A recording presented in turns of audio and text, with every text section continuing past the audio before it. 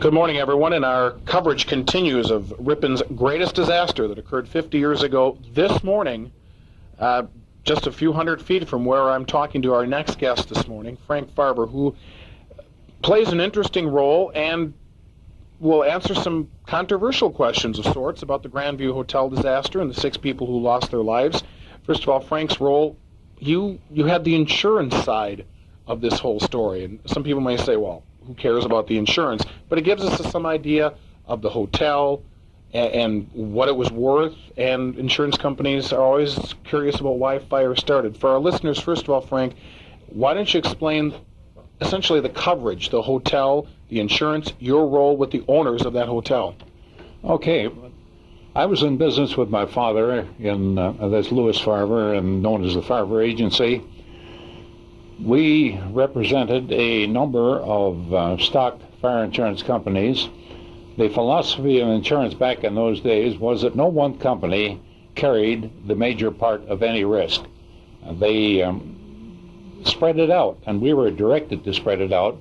And so we controlled that line of insurance, although we did not write it all. We shared the risk with the Diedrich Agency, and I don't recall precisely how the split was, but I think we probably had about 65% against their 35%, somewhere in there. But this was spread out over many, many companies with policies of as little as $1,000, and perhaps one of the braver companies would take $2,000 or $2,500 of it. And this value was built up over an extended period of time. When I first got into the picture, that building was horribly, woefully underinsured. I don't think there was $50,000 on the whole package. The Coons were good friends. Mamie was very conservative, and she did not like to spend money for insurance premiums.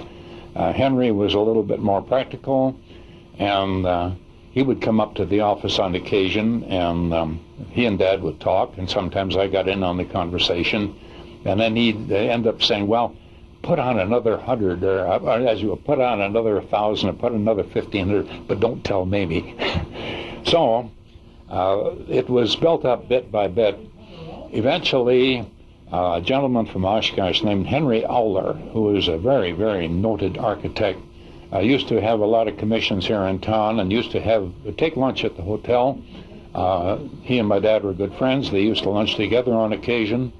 And Dad finally says, Henry, why don't you see if you can talk Heine into letting you generate an appraisal of this building, and then we can use that as a means to sell the program of getting the insurance up to somewhere near where it should be. The program came together.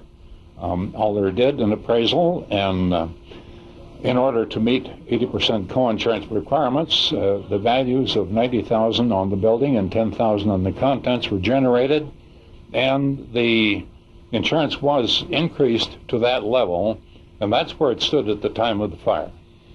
When we were talking beforehand, and you made the comment of being woefully underinsured, go back to February, or actually late January of 1949, you are of the opinion that the hotel, not if it was going to burn, but when it was going to burn, you almost sound like you weren't surprised that this disaster happened 50 years ago today.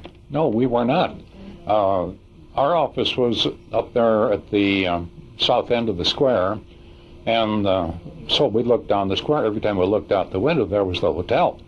We knew its construction. That was not a brick building. It was a frame building with a brick skin.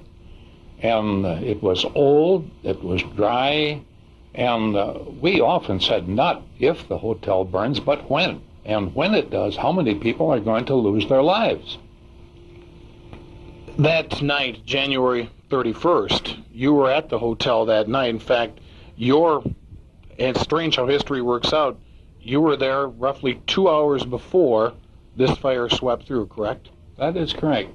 I was a member of the Kiwanis Club at the time, and we had a joint meeting with the Ripon Rotary Club as a ladies' night. So both clubs and their wives or guests were present, and we had a program of some kind. I have no recollection of what it was, but we met in the main dining room and the meeting broke up between 10:30 and 11 o'clock at night. And at that time, my wife and I left the building and went home. And lo and behold, within hours, the fire occurred. Let's go to the next morning. When did you first find out? Because many people in Ripon, there was no radio station at the time, and half the people in town didn't hear the fire sirens. This is exactly right. I lived up at 649 Lincoln Street at the time, and I didn't know there was a fire.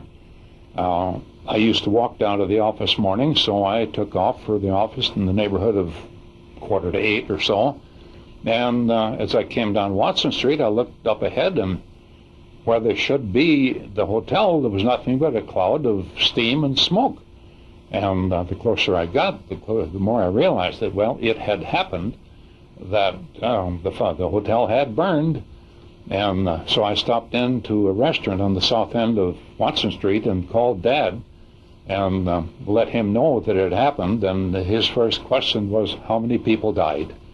And he was heartsick, if anyone ever was, because we had discussed this and anticipated it, and now it had happened. It was a horrible, horrible feeling.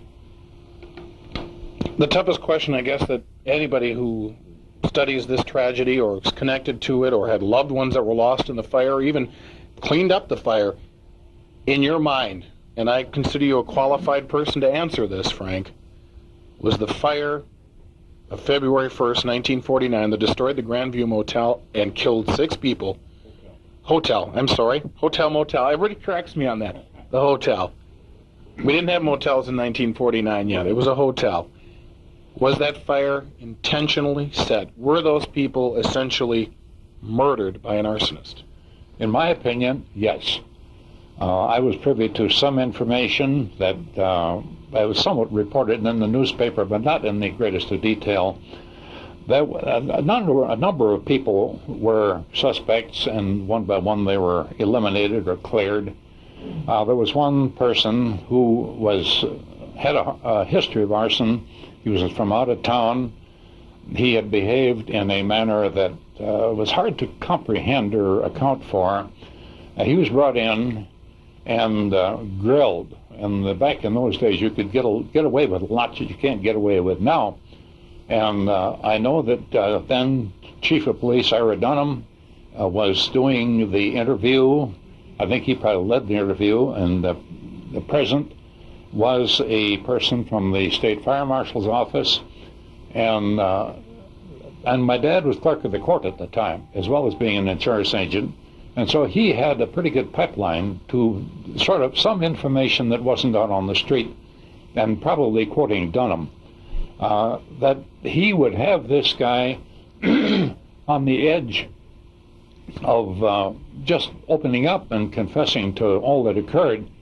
And about this time, the guy from the State Fire Marshal's office would chime in and talk about the 6 people that lost their lives, and that guy would clam up. And this went on for a day for sure, maybe more than one day. And this situation occurred several times, and each time the guy from the State Fire Marshal's office ruined it. Had that not happened, we might have had a much clearer picture of what went on today. But I would rely totally on what Ira Dunham said. Ira Dunham was a man who was not given the credit that he was due. He was a fine police officer, and he knew, he was savvy. And on the basis of this information, I really do believe that was an intentional fire. Ira Dunham, of course, along with many of the other characters in this tragedy are long gone, and obviously it can't be questioned. Court records do show that at the time, a 40-year-old man from Grafton by the name of Gilbert Hackbarth was questioned. He called police or fire departments around Ripon, posing as an assistant fire chief. Eventually, he did spend jail time for that, and that was the suspect that was questioned. It never went to a grand jury. Of course, we didn't have depositions, so any of the interrogation records are gone if they were ever kept.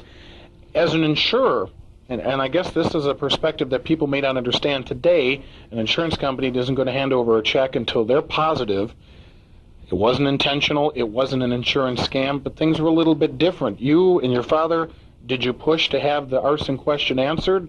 Did you have, was there an investigation of your own? No, we were arm's length on the thing, And our companies took pretty much the same attitude. They left the public investigation to govern. And inasmuch as there was never any concrete proof of arson, the time came, they paid. That's all there was to it. And there was never a holdback of any kind. The thing was processed in normal procedure, and all policies were paid out in full because it was a total loss. There was no question about that. With it now being 50 years from now, I want to thank all the people because you all have very good memories. It's amazing how everybody has very clear and concise memories. And we talked earlier, you were able to walk me right through the lobby of the hotel and explain everything to me. Looking back into 50 years, Frank, my final question for you: of all the events with your lifetime here in Ripon, is that probably the most traumatic? When you look at the loss of life, the loss of a landmark that had been here 70 years, is that probably the most traumatic event of your lifetime in Ripon? I'm certain it is, yes. There's been there's been nothing to compare to it. And I just hope there's never another one like it. Did you know the people that were involved? Did you know any of the 6 people, by the way? Oh, yes, I knew Charlie Wendland and Sal Salveson, who was a retired secretary, and Alice Callan. The other 3 that lost their lives were technicians that were in here working on either electrical wiring or a sound system or something like that at Speed Queen. But I didn't know them, but I knew the other 3. And we should all remember them, the 6 people that lost their lives tragically 50 years ago this morning. In fact, 50 years ago from this moment as we speak, the full fire was smoldering. Ironically, it did light up the next day, and that's when the cleanup began on February the 2nd. I want to thank you, Frank, for reminiscing. I hope you didn't bring back too many painful memories. Oh, no, I can stand it. It's been a pleasure. And we continue with our coverage of the Grandview Hotel disaster here on AM 1600 WRPN, looking back 50 years ago this morning.